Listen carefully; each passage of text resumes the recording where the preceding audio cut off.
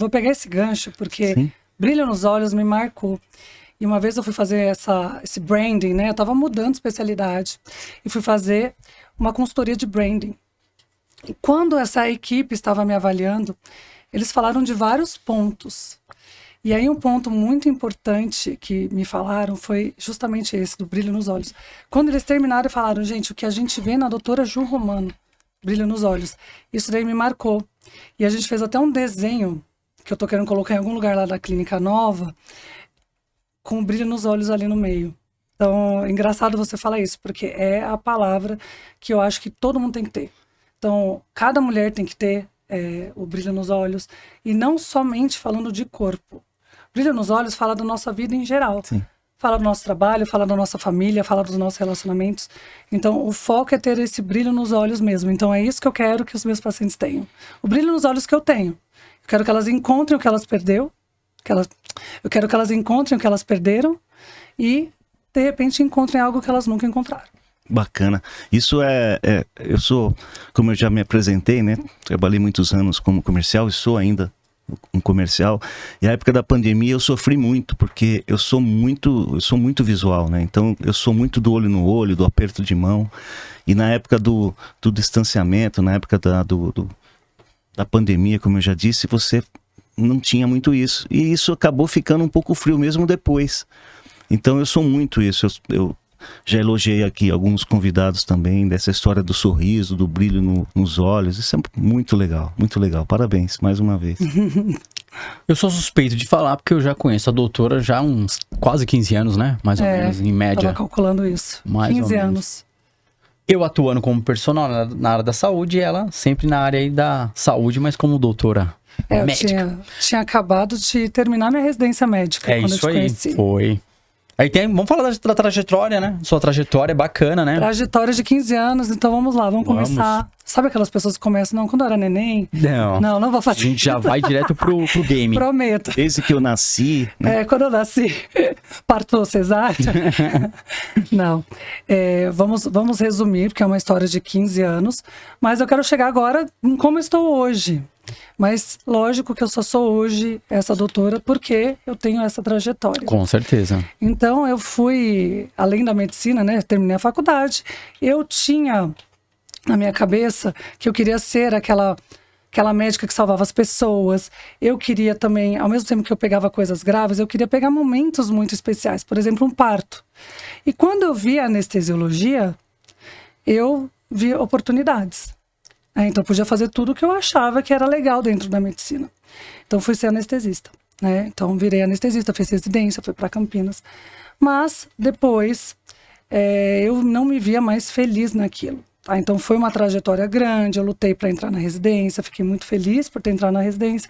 Foram 3 anos muito difíceis, eu fiz uma residência... Eu sou de uma época que a residência ela era mais trabalhosa. Pós-plantão era trabalhado, não era dormindo. Né? Eu tive 16 chefes homens, então para mim foi muito difícil. Eu tive vários momentos que tive vontade de desistir, mas eu falava, cara, eu não vou desistir porque eu vou até o fim. O mínimo que eu vou ter é uma residência concluída e um título de especialista. Foi o que eu fiz. Mas eu consegui bons empregos, eu estava muito estável profissionalmente. Então eu estava em empresas muito grandes aqui em São Paulo, hospitais bons, em grupos de cirurgiões bons. Mas não estava feliz. Eu estava até te falando, né? Sim, sim. Que eu pensei, eu vou fazer uma estratégia para tentar me reapaixonar pelo que eu estou fazendo hoje. Então eu ganhei uma bolsa do hospital que eu estava para fazer uma pós-graduação na minha área. Durava 1 ano e meio, mais ou menos. E foi 1 ano e meio de tortura, porque eu não consegui me reapaixonar. Não teve como, e eu já estava há muitos anos nessa. E aí foi quando eu comecei a pensar na minha vida. E meu primeiro contato com algo que sempre me incomodou, que é a doença, a obesidade, era quando eu era muito criança. Eu cresci com uma prima que que claramente tinha problemas de peso, desde pequena.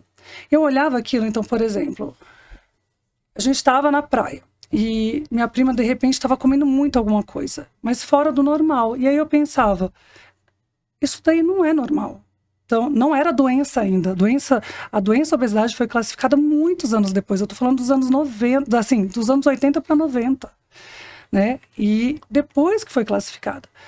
Mas eu olhava e falava, isso não é normal. Aí eu via hábitos, eu via um monte de coisa e aquilo me marcou.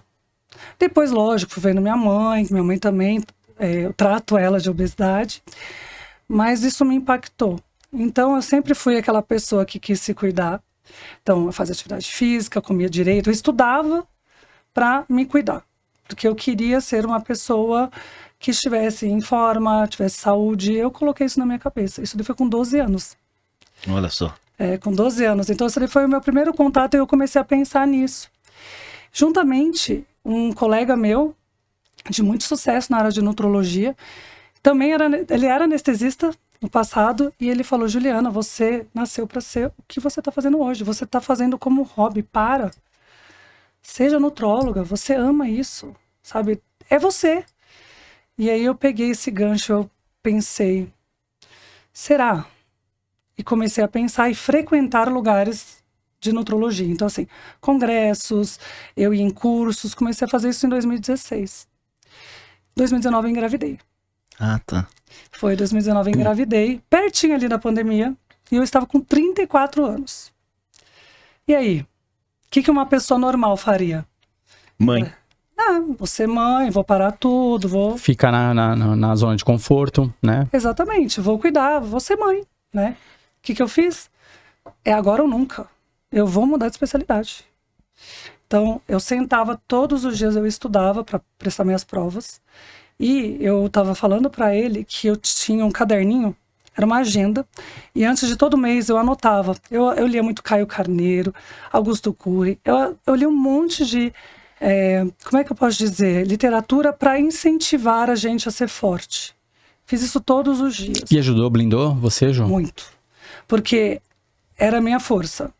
Então, quando eu tava assim, gente, será que vai dar certo? Eu não ficava pensando. Eu pegava o caderno e eu lia aquela frase. Você ainda tem o caderno? Tenho. Muito que legal. Eu rasguei as páginas que eu escrevi isso e eu deixei todas juntas. Eu até postei uma vez. Ah, que legal. Isso já é uma estratégia para você passar para as pessoas que estão em casa, né? Isso é muito importante, você pegar em algum momento você tá ali meio... O que acontece, né, doutor? Muito. Por mais que você faça aquilo que você ame, chega uma hora que você não tá bem naquele dia, naquela semana, sei lá, sempre tem uma energia Com certeza. diferente. Aí é legal você dá um gatilho, né, na mente. resgatar e falar assim, exatamente isso que você tá falando, cara. Porque eu tinha um caderno, eu li fulano e tal.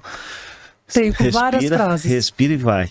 Várias frases de incentivo, Bacana. e de força, e de luta, e que você tem que respirar fundo e vai. E assim, um monte de frases. Então, toda vez que eu tinha algum pensamento ruim, eu lia. Então, hoje eu sei a força do pensamento, que eu já fazia muito isso.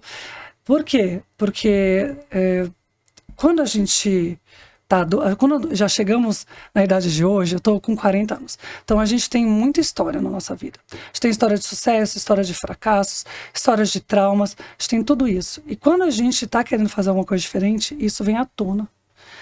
Todos os nossos medos, os nossos traumas, tudo que a gente já passou, eles vão tá circulando na sua cabeça o tempo todo. Então, eles vão fazer com que você vá para o caminho do que é mais fácil, que é ficar onde você está. Sim. Mas eu também falo que é mais fácil, entre aspas, porque ser infeliz não é fácil. Você também se esforça para ser infeliz. Então, todos os dias eu falava, eu vou lutar para chegar nesse objetivo. Só que esse meu objetivo estava muito distante. Tá? Por exemplo, hoje eu estou num lugar que quando eu estava lá atrás, em 2016, 2019, eu não sabia que eu ia chegar lá. Eu não sabia como. Eu não sabia nem como, essa é a verdade. Eu só sabia que você queria. Eu só sabia que você queria. Exato, que eu tinha que fazer uma formação, uma nova formação. Então, assim, até financeiramente o investimento que eu fiz foi mais do que eu fiz na minha faculdade e na minha residência. Se for juntar tudo que eu fiz para mudar de especialidade. História bacana, né? Muito. Então foi muito difícil, porque depois a Bela nasceu. E eu nunca tinha sido mãe. E ser mãe é novidade, não importa se é médico ou não é médico. Foi muito difícil. O meu primeiro conciliar. Filho. Eu tive o blues materno. Teve época que eu chorava todas as noites. Eu achava que eu não ia conseguir nem... Que eu não conseguia saber quem eu era, o que eu tinha que fazer. Eu não tinha tempo.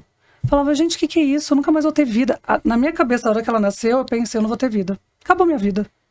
Acabou, virei escrava. É peito, não dorme, peito, não sei o quê. Peito... Assim, a minha sensação foi essa, de que a minha vida acabou. Só que isso também foi um outro insight que eu tive. Eu não vou deixar isso acontecer comigo. Eu não vou deixar esse momento, porque eu não sentia que aquilo era um momento, parecia que era para sempre. Mas eu sei que é um momento raciocinando. O bebê vai crescer. Sim. Então, eu não vou deixar isso acabar comigo. Quantas mulheres não passam por isso? Cara, e a gente recebeu aqui semana passada um ginecologista, obstetra também, e ele fala isso. A depressão pós-parto, né? Quantas mulheres falam assim, puta, e agora? E a minha vida? Tem a depressão, ela passou pelo blues. Sim, tem depressão, tem blues, tem gente que... Ele falou disso. Bebê. Tem muitas mulheres que não falam. Como se fosse assumir uma fraqueza. Sim. E, não, sou mãe, sou forte, eu não quero assumir a fraqueza. É raro uma mãe que nunca teve um blues materno. Sabe, no primeiro filho, principalmente. Depois é um pouquinho mais difícil, mas tem mulheres que têm no segundo, por exemplo. Então, a verdade é que é muito difícil. Então, muitas vezes eu converso com essa mãe, eu ouvi isso, não me pergunte aonde, eu queria lembrar. Mas é real, é isso. Foi de algum terapeuta, alguma coisa assim. Quando a mulher é livre, no máximo é casada, porque é uma liberdade. Sim. Né? Só você só cuida de você e no máximo ali numa casa. Tá. Que não é uma grande responsabilidade. Quando você vira mãe, primeiro na gestação, seu corpo não é seu, você vira uma casa, você tem que nutrir, você tem que fazer as coisas direito, mas ao mesmo tempo você tem que se cuidar.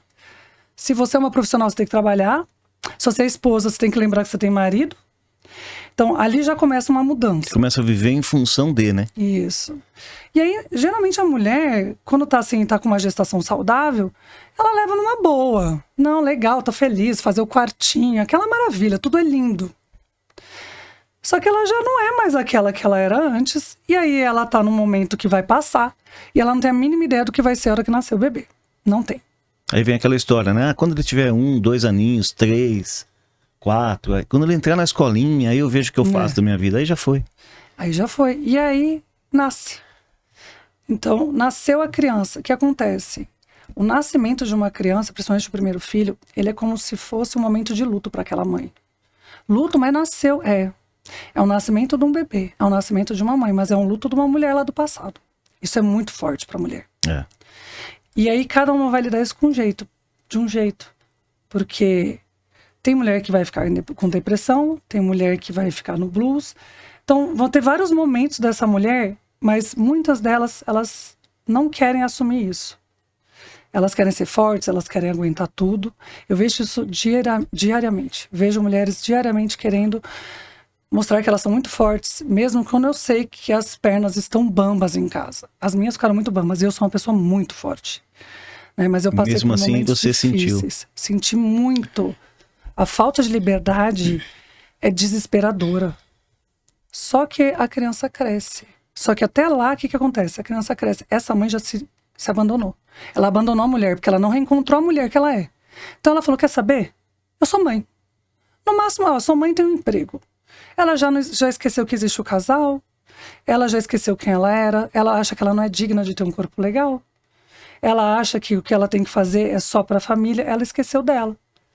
Então, começa dali. E eu cuido de mulheres que estão desde esse momento aí, ou até antes, até se depois, que às vezes a mulher tá com um filho de 15 anos e ela fala, eu tô desse jeito desde aquela época.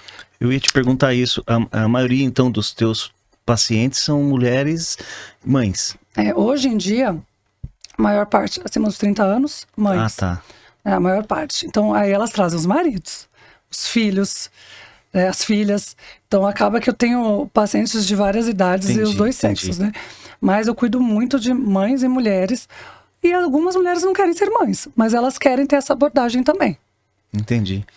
E a doutora Ju falando aqui, eu acompanhei essa trajetória, justamente até vou acrescentar o que você falou, sobre a questão de você não se encontrar mais, né, no que você fazia antes. Porque ela, dentro da academia, eu tô falando do cenário que eu conheço há 20 anos lá, que eu frequentava, então no personal de noite, ela não é só falando, ela vivenciava, ela tem uma filosofia de vida diferente. treinava, sempre com acompanhamento de profissionais, com personal trainer. Dieta em dia, e o shape foi um dos melhores shapes. Dentro do mundo, sem ser de bodybuilder, do fitness. A gente viu seu corpo lá, o pessoal da academia vai ver esse podcast, vai falar. Carol Saraiva, seu corpo era comparado naquela linha de cintura, Nossa, perninha gente, definida, abdômen trincado. cara. Se colocar umas fotos. Você não mandou umas fotos pra gente colocar, né?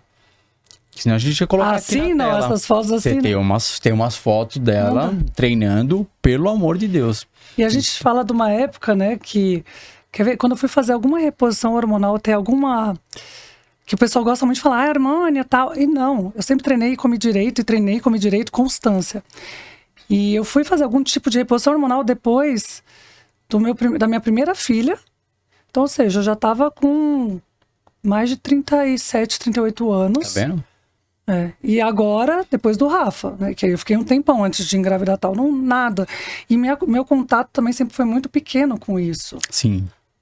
Então, realmente, foi assim, na constância e usando a minha filosofia de vida para os outros.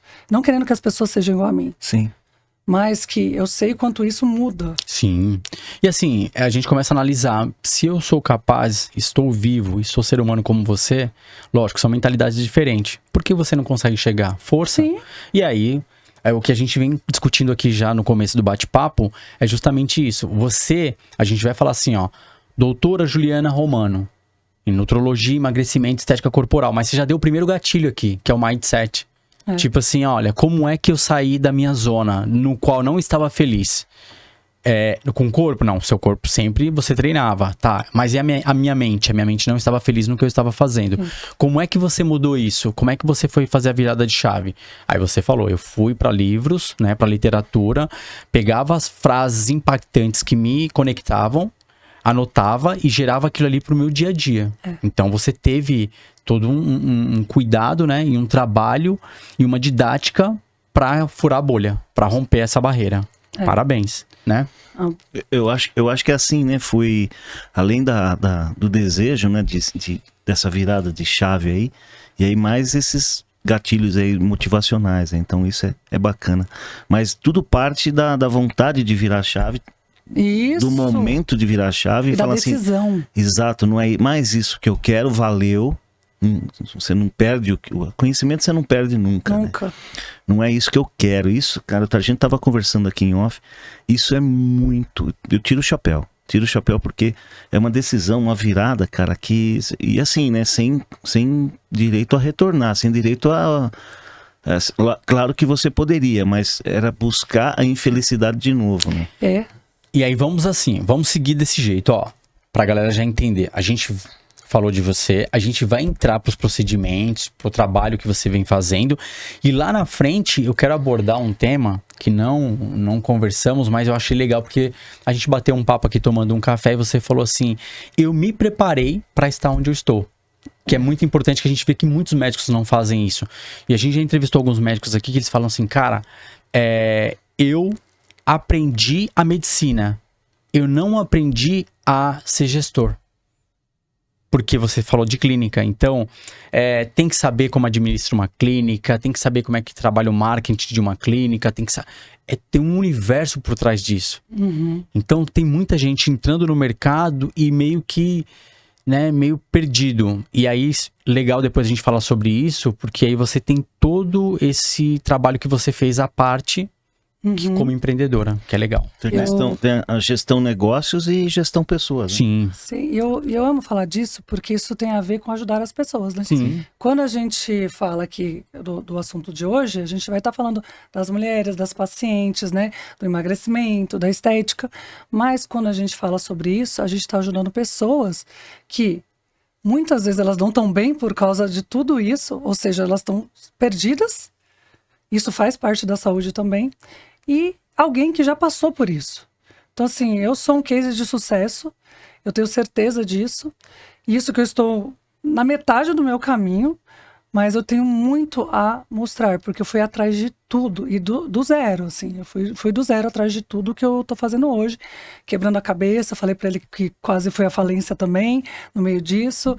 e conhecendo pessoas, Sim. estudando, e eu acho que hoje vai ser com certeza uma das minhas abordagens como profissional também, ajudar outros profissionais e outros médicos.